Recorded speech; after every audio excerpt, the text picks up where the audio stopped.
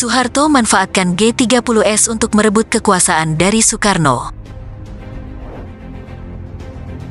Tanggal 30 September malam, sejumlah prajurit Cakrabirawa pimpinan Letkol Untung bergerak menculik 6 jenderal dan seorang kapten, yaitu Jenderal Ahmad Yani, Letnan Jenderal Suprapto, Letnan Jenderal MT Haryono, Letnan Jenderal S. Parman, Mayor Jenderal D.I. Panjaitan, Mayor Jenderal Sutoyo Siswo Miharjo, dan Kapten Pierre Tendean.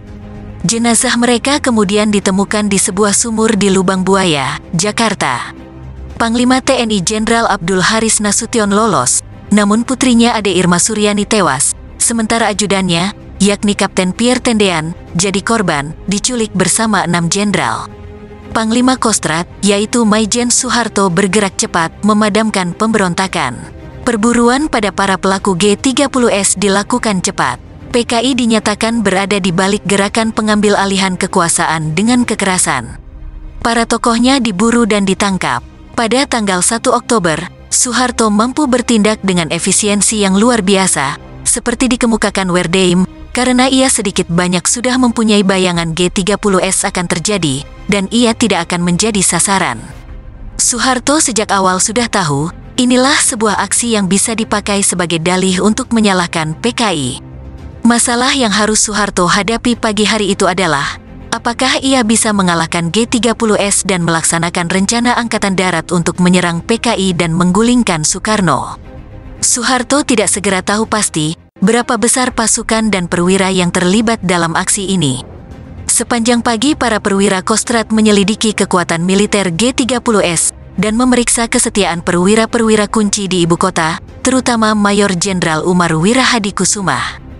Jika G30S ternyata lebih kuat, dan setidak-tidaknya menerima dukungan bersyarat dari Presiden pagi hari itu, Soeharto mungkin akan tetap pasif.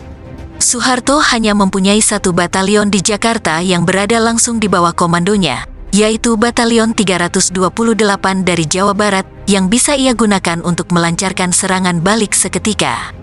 Melihat rentannya G30S, ia merasa mempunyai cukup waktu untuk mengerahkan pasukan-pasukan lain, seperti misalnya RPKAD, dari markas mereka di selatan kota, dan memperoleh dukungan cukup dari rekan-rekan perwira sesamanya untuk melakukan serangan. Begitu Soeharto pagi itu menyatakan tekadnya untuk menghancurkan G30S, ia memutuskan untuk tidak menghiraukan perintah-perintah Soekarno, apapun bunyinya. Bentrokan dengan PKI yang sudah lama ditunggu-tunggu terjadilah. Soeharto tidak akan membiarkan Presiden memberikan perlindungan kepada para pengikut G30S atau para anggota partai. Penolakan Soeharto untuk memberi izin Pranoto dan Wirahadikusumah pergi ke Halim, dan desakan dia agar Soekarno meninggalkan Halim, memperlihatkan bahwa Soeharto sudah bertekad untuk mengabaikan kemauan Soekarno. Seorang jenderal tanpa rencana yang sudah dipersiapkan sebelumnya, pasti akan tunduk terhadap Soekarno. Soeharto menanggapi G30S atas pertimbangan sendiri, tanpa banyak berunding dengan panglima tertingginya. Sejak pagi tanggal 1 Oktober, Soeharto sudah tahu bahwa G30S sangat mungkin dipakai sebagai dalih yang sudah lama ditunggu-tunggu untuk mengantar Angkatan Darat ke mahligai kekuasaan. Kecepatan Angkatan Darat mempersalahkan PKI, mengorganisasi kelompok-kelompok sipil anti-komunis, dan merancang kampanye propaganda, memberi kesan adanya persiapan. Jenderal-jenderal itu telah menyiapkan rencana untuk menghadapi peristiwa yang mungkin akan terjadi. Sepak terjang Angkatan Darat dalam masa pasca G30S tidak bisa diterangkan sebagai serangkaian jawaban-jawaban improvisasi semata-mata. Bagi Soeharto, identitas para organisator G30S yang sebenarnya tidak penting. Dia dan para perwira Angkatan Darat kliknya mulai menyerang PKI dalam 4 hari sesudah kejadian, bahkan sebelum mereka mendapat bukti bahwa PKI memimpin G30S. Bukan masalah bagi Soeharto dan para opsirnya, bila mereka tidak pernah menemukan bukti bahwa tidak semua orang, kecuali Aidit dan sejumlah kecil kawan-kawan kepercayaannya, seperti diakui Sudisman dan Syam pada tahun 1967, sedikit banyak terlibat. Angkatan Darat mulai merekayasa bukti tentang PKI pada awal Oktober tahun 1965. G30S merupakan dalih yang tepat sekali untuk melaksanakan rencana Angkatan Darat yang sudah ada sebelumnya untuk merebut kekuasaan. Jenderal-jenderal Angkatan Darat itu sudah berketetapan hati bahwa perampasan kekuasaan harus menyasar PKI sebagai musuh, sambil tetap berpura-pura melindungi Presiden Soekarno. Kudeta merangkak Soeharto terhadap Soekarno berjalan mulus, karena pimpinan tertinggi Angkatan Darat sudah menyusun rencana. 6 orang jenderal dari pimpinan tertinggi menjadi korban G30S, suatu akibat yang sesungguhnya tidak dibayangkan di dalam rencana, tapi mereka yang selamat, seperti Soeharto, Nasution, dan Sukendro, bisa meneruskan rencana dan mulai melaksanakannya. Sementara mereka tak pelak lagi menghadapi beberapa peristiwa yang tidak diharapkan, dan pada saat-saat tertentu harus mengubah rencana semula, mereka mempunyai strategi dan seperangkat tujuan yang pasti. Soeharto dan jenderal-jenderal sekawanannya memahami prinsip bahwa cara mengambil alih kekuasaan sangat menentukan keberlanjutan rezim baru.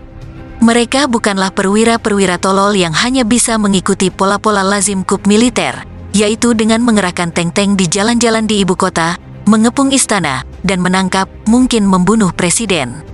Mereka menyadari, Angkatan Darat tidak mempunyai cukup legitimasi dan dukungan masyarakat untuk melakukan tindakan langsung melawan Soekarno. Strategi Angkatan Darat sesudah kekalahan pemberontakan daerah tahun 1957 sampai tahun 1958 adalah membangun institusi itu sendiri menjadi negara di dalam negara. Para perwira Angkatan Darat telah menjadi pemilik-pemilik pabrik dan perkebunan, birokrat-birokrat dalam administrasi pemerintahan, pemimpin-pemimpin serikat buruh, pemilik surat kabar, dan pelajar-pelajar ekonomi neoklasik. Angkatan Darat telah menunggu waktu sambil membangun kemampuannya untuk mengelola pemerintahan. Angkatan Darat tidak mau merebut kekuasaan negara hanya untuk segera terlepas karena perpecahan intern atau perlawanan yang luas. Titik tolak rencana permainan Angkatan Darat berupa sebuah aksi yang bisa diartikan sebagai kup dan dituduhkan kepada PKI.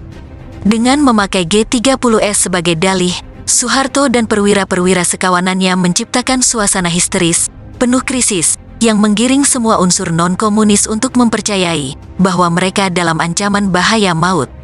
Sekali dimulai, kampanye perang urat saraf bergulir dengan sendirinya. Sementara personil Angkatan Darat meyakinkan diri mereka sendiri bahwa orang-orang komunis, bahkan para petani di dusun paling terpencil pun, menimbun senjata-senjata bikinan RRT, menggali kuburan massal, membikin daftar orang-orang yang harus dibunuh, dan berlatih cara-cara mencungkil mata. Dengan mengerahkan orang-orang sipil untuk ikut berperan dalam kekerasan, Angkatan Darat memastikan agar kampanye itu tampak mendapat dukungan rakyat. Angkatan Darat dapat tampil sebagai juru selamat bangsa dan pembasmian terhadap kaum komunis, tampak sebagai tugas yang patriotik. Dengan legitimasi yang diperoleh dari kampanye anti-PKI tersebut, Angkatan Darat dalam kedudukan untuk bergerak melawan Soekarno. Seperti analisis Gedung Putih pada pertengahan Februari tahun 1966 menyatakan, Nasution dan Soeharto sesudah membinasakan PKI menggunakan pengaruh politik yang telah diperolehnya untuk melawan Soekarno.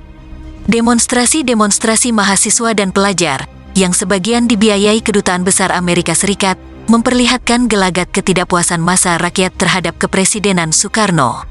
Sesudah disusutkan menjadi sekadar perlambang, yang tak lebih dari tanda tangan di atas dokumen, potret di dinding, boneka pajangan berseragam di upacara, Soekarno selanjutnya didiskreditkan sebagai pendukung PKI dan gerakan tanggal 30 September.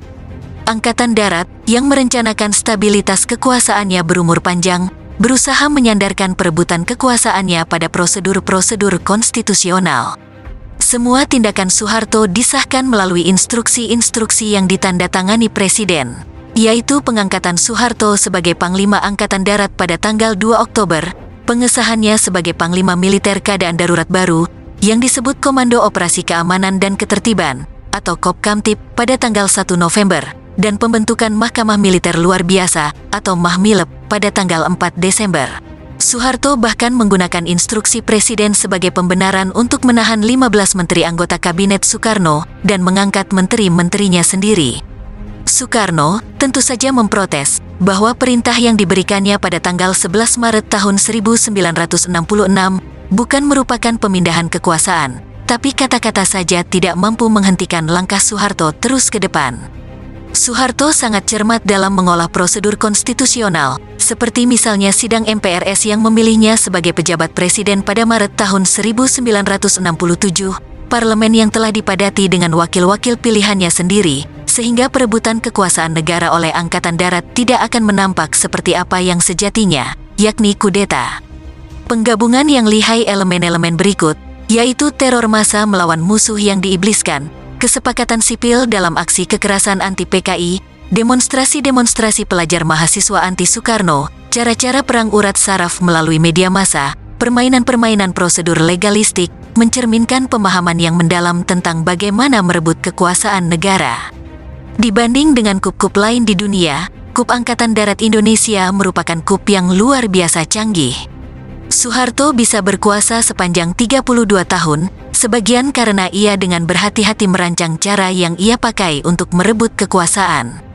Gerakan tanggal 30 September, yang diangkat sampai taraf pengkhianatan bangsa terberat, perwujudan kejahatan mutlak, merupakan sebuah dalih yang sangat berkena baginya untuk memulai strategi Angkatan Darat yang sudah lama ditimbang-timbang untuk menghancurkan Partai Komunis Indonesia, menyingkirkan Presiden Soekarno, dan membangun kediktatoran militer.